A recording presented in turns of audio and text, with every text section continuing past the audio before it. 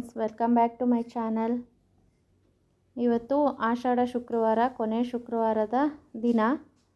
ಇವತ್ತು ಮಕ್ಕಳಿಗೆಲ್ಲ ಸ್ಕೂಲಲ್ಲಿ ಅವರು ಚೇರ್ಮನ್ ಯಾರೋ ತೀರೋಗಿದ್ರು ಅಂತ ಹೇಳಿಬಿಟ್ಟು ಇವತ್ತು ಸ್ಕೂಲ್ಗೆ ರಜಾ ಕೊಟ್ಟಿದ್ದಾರೆ. ಹಾಗಾಗಿ ನಾನು ಕೂಡ 6 o'clock ಎದ್ದೆ. ಮಳೆ ಸಿಕ್ಕಾಬಟ್ಟೆ ಮಳೆ ಬರ್ತಾ ಇದೆ. ರಾತ್ರಿ ಪೂರ ಮಳೆ ಬಂದಿದೆ.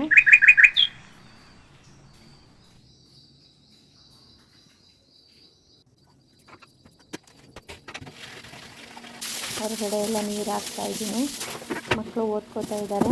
ಚೋಟು ಮಲಗಿದ್ದಾನೆ.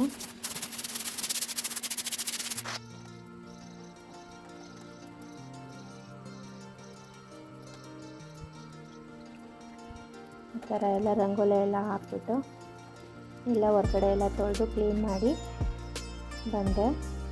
ರಂಗೋಲಿ ಹಾಕಿ ಅರಿಶಿನ ಕುಂಕುಮ ಬಾಗಿಲಿಗೆ ಹಚ್ಚೋದ್ರಿಂದ ಏನೋ ಒಂಥರ ಪಾಸಿಟಿವ್ ಎನರ್ಜಿ ಬಂದಂಗೆ ಆಗುತ್ತೆ. ತುಂಬ ಖುಷಿ ಅನಿಸುತ್ತೆ. ಇಲ್ಲ ಅಂದರೆ ಏನೋ ಒಂಥರ ಬಿಕೋ ಅಂತ ಇರುತ್ತೆ ಬಾಗಿಲೆಲ್ಲ. ನನಗೆ ಈ ಥರ ದಿನ ಹಚ್ಚಿ ಅರಿಶಿನ ಕುಂಕುಮ ಎಲ್ಲ ಬಾಗಿಲಿಗೆ ಹಚ್ಚಿ ಅಭ್ಯಾಸ.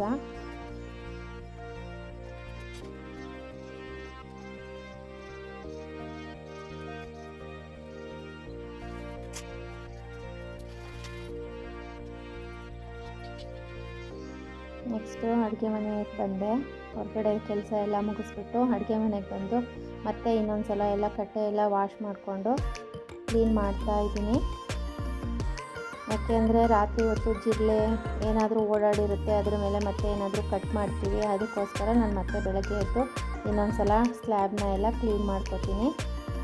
ಹಾಲನ್ನ ಬಿಸಿ ಮಾಡಲಿಕ್ಕೆ ಇಡ್ತಾ ಇದ್ದೀನಿ. ಮಕ್ಕಳು ಸ್ಕೂಲ್ಗೆ ಹೋಗೋ ಟೈಮಲ್ಲಿ 4 ಗಂಟೆಗೆ ಎದ್ರೂ ಸಾಕಾಗೋದಿಲ್ಲ.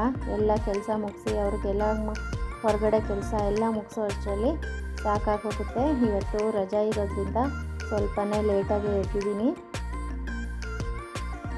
ಮಕ್ಕಳಿಗೆ ಹಾರ್ಲಿಕ್ಸ್ ಹಾಕ್ತಾಯಿದ್ದೀನಿ.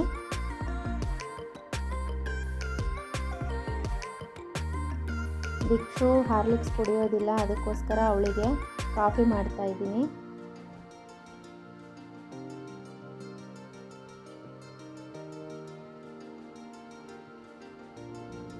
ಮಕ್ಕಳಿಗೆ ಮೊಳಕೆ ಕಾಳು ತೆಗೆದು ಕೊಡಲಿಕ್ಕೋಸ್ಕರ ಬಾಕ್ಸ್ ತಗೊಂಡು ಬಂದೆ.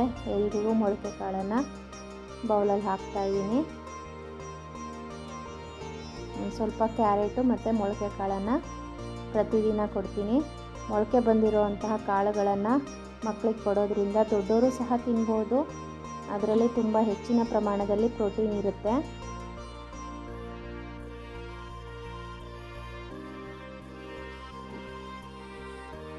ಕಾಫಿ ಎಲ್ಲ ಆಯಿತು. ದಿಕ್ಷು ಬಂದಳು.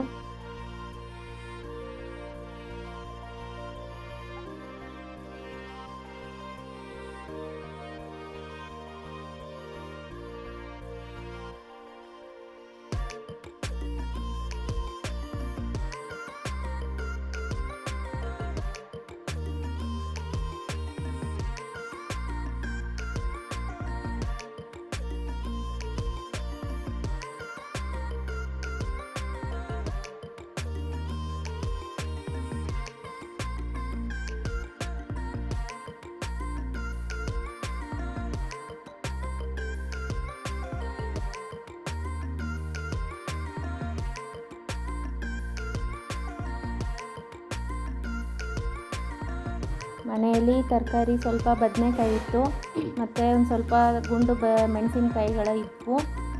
ಎರಡೂ ಸ್ವಲ್ಪ ಸ್ವಲ್ಪ ಅದೇ ಬೇರೆ ಸಪ್ರೇಟ್ ಪಲ್ಯ ಮಾಡಿದ್ರೆ ಸ್ವಲ್ಪನೇ ತರಕಾರಿ ಇರೋದ್ರಿಂದ ಎರಡೂ ಮಿಕ್ಸ್ ಮಾಡಿಬಿಟ್ಟು ಎಣ್ಗಾಯಿ ಥರ ಮಾಡಿದೆ. ಅದನ್ನೆಲ್ಲ ತೊಳೆದಿಟ್ಕೊಂಡು ಹುಣಸೆ ಹಣ್ಣನ್ನು ಸ್ವಲ್ಪ ನೆನೆಸ್ತಾ ಇದ್ದೀನಿ. ಇದೊಂಥರ ಎಣ್ಗಾಯಿ ತುಂಬಾ ಚೆನ್ನಾಗಿರುತ್ತೆ. ಇದನ್ನು ನೀವು ಒಂದು ಸಲ ಟ್ರೈ ಮಾಡಿ ನೋಡಿ. ಅದಕ್ಕಿಂತ ಮುಂಚೆ ಯಾರ್ಯಾರಿನ್ನೂ ನನ್ನ ಚಾನಲ್ನ ಸಬ್ಸ್ಕ್ರೈಬ್ ಮಾಡದೆ ನೋಡ್ತಾ ಇದ್ದೀರಾ, ದಯವಿಟ್ಟು ಎಲ್ಲರೂ ಸಬ್ಸ್ಕ್ರೈಬ್ ಮಾಡಿಕೊಂಡು ನೋಡಿ.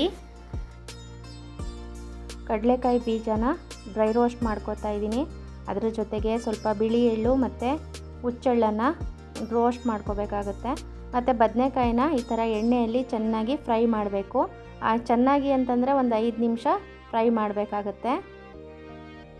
ತುಂಬ ಚೆನ್ನಾಗಿರುತ್ತೆ ಈ ಥರ ಮಾಡೋದ್ರಿಂದ. ಡ್ರೈ ರೋಸ್ಟ್ ಮಾಡಿರೋ ಅಂತಹ ಕಾಳುಗಳನ್ನು ನಾನು ಮಿಕ್ಸಿಲಿ ಹಾಕಿಬಿಟ್ಟು ಸ್ವಲ್ಪ ಸಾಂಬಾರು ಪೌಡರ್, ಅರಿಶಿನ, ಉಪ್ಪನ್ನು ಹಾಕಿ ಗ್ರೈಂಡ್ ಮಾಡ್ಕೊತಾ ಇದ್ದೀನಿ. ಬಾಣಲೆಗೆ ಸ್ವಲ್ಪ ಎಣ್ಣೆನ ಬಿಸಿ ಮಾಡಲಿಕ್ಕೆ ಇಟ್ಟಿದ್ದೀನಿ. ನೋಡಿ ಬದನೆಕಾಯಿ ಫ್ರೈ ಮಾಡಿದ್ದು ಅದು ಎಣ್ಣೆನೆಲ್ಲ ನಾನು ಸಪ್ರೇಟ್ ಮಾಡಿದೆ. ಸ್ವಲ್ಪ ಒಗ್ಗರಣೆಗೆ ಎಣ್ಣೆ ಹಾಕಿಬಿಟ್ಟು ಸಾಸಿವೆ ಹಾಕಿ ಈರುಳ್ಳಿನ ಹಾಕಿ ಬಾಡಿಸ್ತಾ ಇದ್ದೀನಿ. ಒಂದು ಮೀಡಿಯಮ್ ಸೈಜಲ್ಲಿರುವಂತಹ ಈರುಳ್ಳಿ ತಗೊಂಡ್ರೆ ಸಾಕಾಗುತ್ತೆ.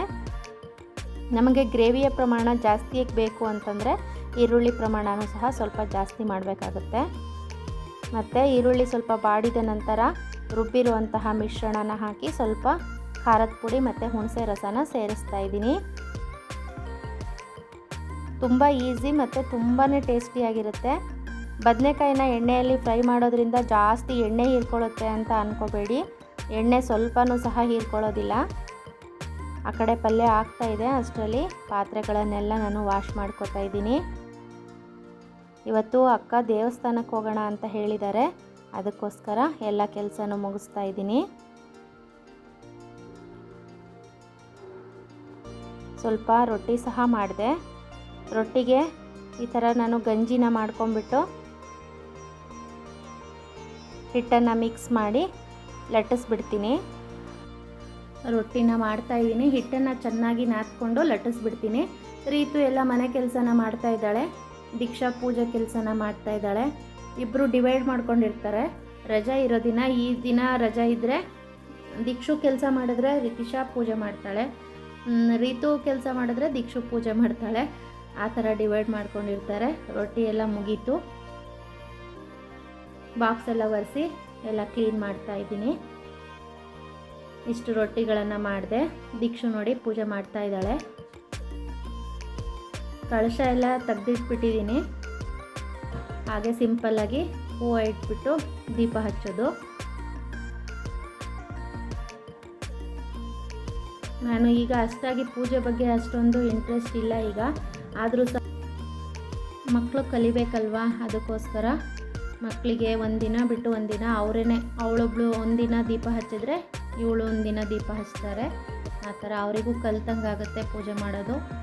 ಅಭ್ಯಾಸ ಬಿಟ್ಟು ಹೋಗಬಾರ್ದು ಅಂತ ಹೇಳಿಬಿಟ್ಟು ಹೇಳ್ಕೊಡ್ತೀನಿ. ನನಗೆ ದೇವ್ರ ಮನೆ ಅಂತ ಸಪ್ರೇಟಾಗಿ ಜಾಗ ಇಲ್ಲ. ಇದು ಸ್ಟೋರ್ ರೂಮ್ ಥರ ಇರೋದನ್ನು ನಾನು ಈ ಥರ ದೇವ್ರ ಮನೆ ಅಂತ ಹೀಗೆ ಆರ್ಗನೈಸ್ ಮಾಡ್ಕೊಂಡಿದ್ದೀನಿ. ದೀಕ್ಷು ದೀಪ ಹಚ್ಚಿದ್ಲು. ಕಿಚನ್ನು ಸಹ ಚಿಕ್ಕದಾಗಿದೆ.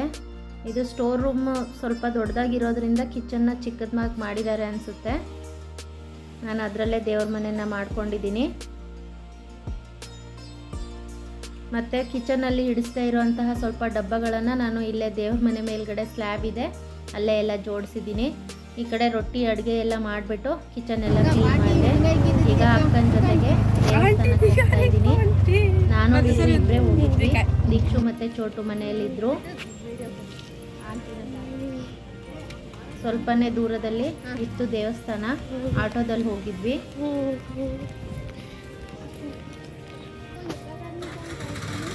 ಆಷಾಢ ಶುಕ್ರವಾರದ ದಿನ ತುಂಬ ರಶ್ ಇತ್ತು ದೇವಸ್ಥಾನದ ಹತ್ರ. ಪೂಜೆ ಎಲ್ಲ ಮುಗಿಸ್ಕೊಂಡು ಮನೆಗೆ ಬಂದ್ವಿ. ಯಾರ್ಯಾರು ಇನ್ನೂ ನನ್ನ ಚಾನಲ್ನ ಸಬ್ಸ್ಕ್ರೈಬ್ ಮಾಡ್ತಾ ನೋಡ್ತಾ ಇದ್ದೀರಾ, ದಯವಿಟ್ಟು ಎಲ್ಲರೂ ಸಬ್ಸ್ಕ್ರೈಬ್ ಮಾಡಿಕೊಂಡು ನೋಡಿ. ಮಹೇಶ್ವರಿ ಅಮ್ಮ ಅವ್ರದ್ದು ದೇವಸ್ಥಾನ ಆಗಿತ್ತು ಅದು.